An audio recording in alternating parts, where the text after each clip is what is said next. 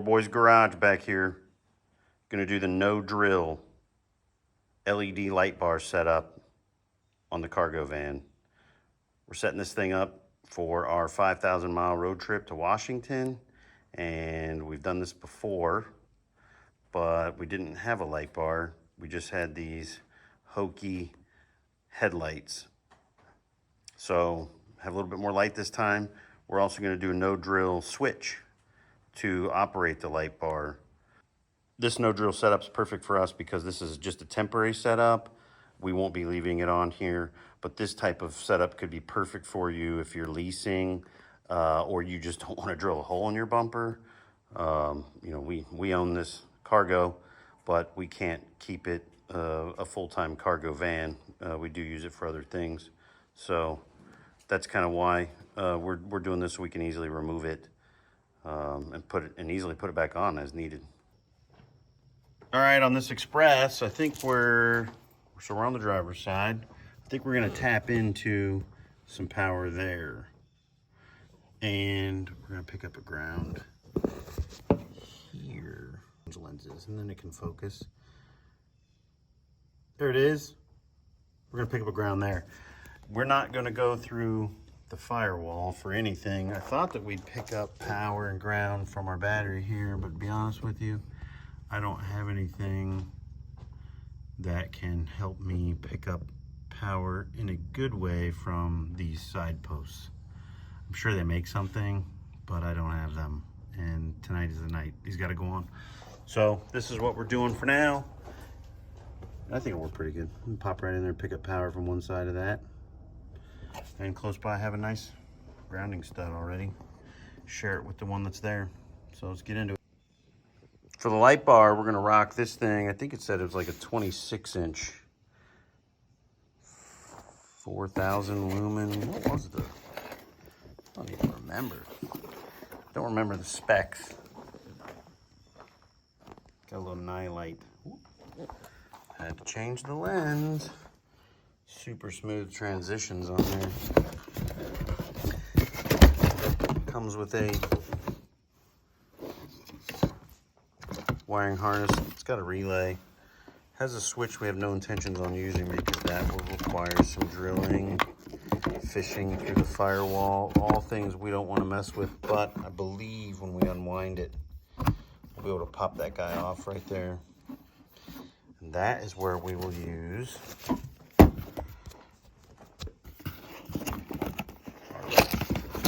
our wireless switch. This way we can stay all under the hood here. Got a key fob, kind of goes inside. I just throw it in the cup holder or whatever. You got sort of a wireless relay. You just need to pick up a power source, and probably going to use that constant in there right now, which means this will run with the keys off. At some point in the future, when I have more time, can move this over to something that's a key operated wire for the trigger, or maybe we haven't found on this harness yet, but we might be able to use the trigger wire later from this on that relay. So we'll see. So we'll see what we can put together. We got to unfold that thing and see what we have, but basically this is what's going to give us the ability to just push a button on that fob inside and the light comes on. And of course the light goes off unless you forget, then it will stay on.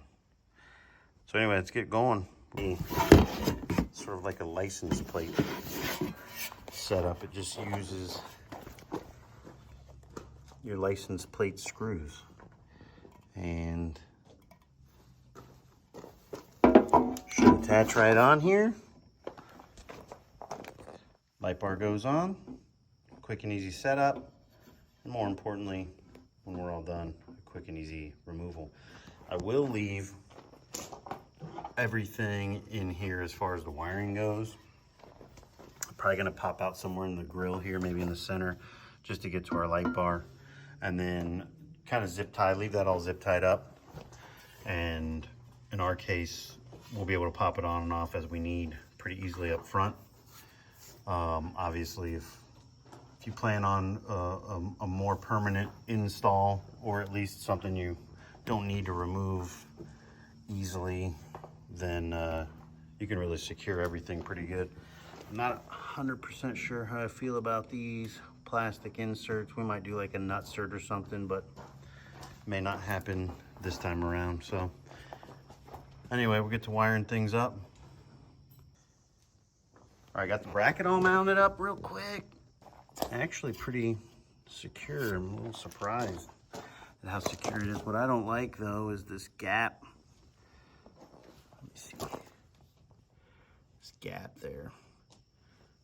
The bumper curves back slightly and it's attached at the high point, if you will. So I think what we're gonna try to do is we're gonna end up trying to put like a rubber bumper or something on the back side there, just to act as a spacer, hopefully help stabilize it. I can see this thing kind of getting bouncy.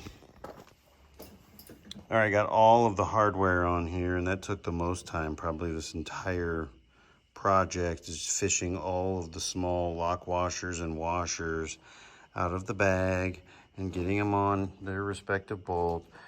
4 bolts on each bracket. Make sure you drop this anchoring stud bolt down through the top before you attach, or you'll be removing all 4 bolts and then losing the washers and lock washers, so that you can get this thing off and put this thing on. But once that's all done, you're set, and it's time to drop it in.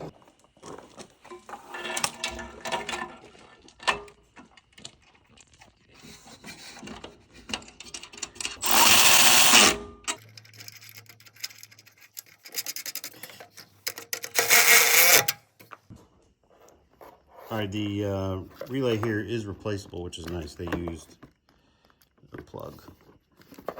We're gonna use our grounding screw to mount this relay. Pretty nice harness overall. It's already got a built-in fuse holder. We're gonna need to peel this back some. We're gonna have to separate our positive and our negative by a little bit more than what we've got here. I'm gonna swing the grounding tab eyelet back and use, again, that same bolt to hold both the relay and our ground. This is going to swing into that distribution block, the fuse block. And then, of course, you have 2 longer leads. One ultimately ending up at a switch, but that will require drilling and or getting through the firewall and then drilling in a switch hole in the dash, and stuff we don't want to do.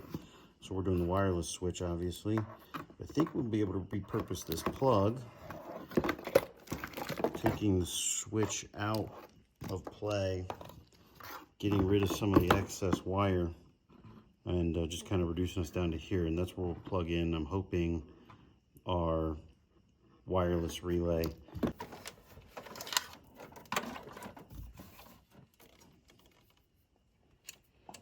Already had the bolt out. We're just going to catch both of these and go right back through that original spot.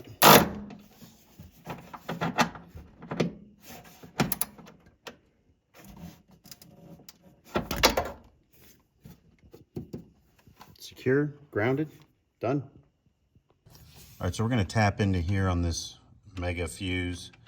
I've already cracked this loose, and wanted to point out that if you're going to put a tool on there, we used a lot of ratchets, or I'm sorry, extensions here on the ratchet, so that the handle is not down in there swinging around.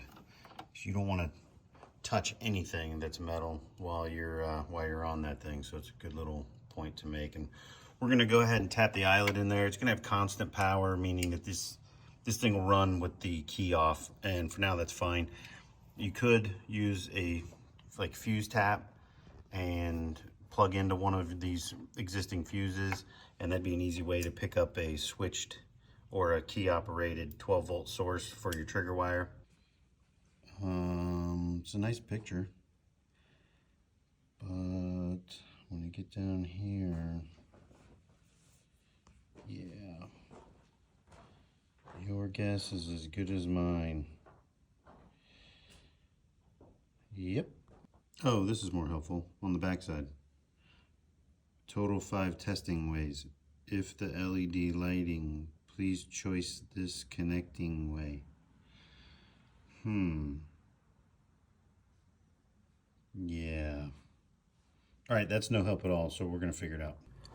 All right, we skipped the directions and just did some figuring because this was actually faster to figure this out than it was to translate those directions. They give you these links to basically become your crossover. I'm guessing for, depending on how your harness is wired, this wireless switch probably doesn't know who or what you're using this with, even though the plugs are all identical and fit together, whatever. What we had to do was figure out, and first we used the multimeter, a must for any electrical project, to determine that this was our 12 volt source, this was our ground, so the red and black, you know, are accurate, which is not really compatible with these, but the white was our switch back to the relay. So this is coming off the relay for our switch, which we unplugged because we're not using the interior switch. And now we've had to sort of figure out the compatibility here. But basically what we had to do on the input side of this was we had to switch the white and the blue. We had to cross them over. So what's going on with this one is that they must want, you've got your red carrying through to the white. Oops, sorry, got you off screen there. They've got the red, we're carrying through to the white, which is moving over here on this side. So your 12 volt source is coming in here. And we're gonna route this guy down to the light bar. We're going to put on a couple of these for now to just sort of be a quick disconnect here in the future. And that's pretty much it. We're just gonna fish it down in here. We might even just zip tie it to the grill right now. This is not going to be the most fancy install ever. It is just temporary. It is Friday night. Golf outing tomorrow, leaving for Washington Sunday morning. So that's about how much some of these little things matter right now. It's not gonna be pretty, but manage some wires, snap the cover on, and we're done.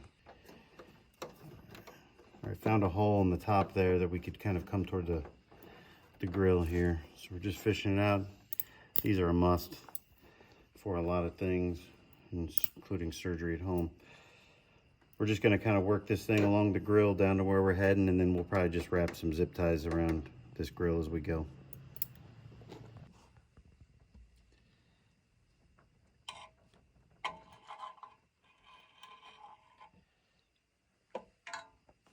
Never know when you need them.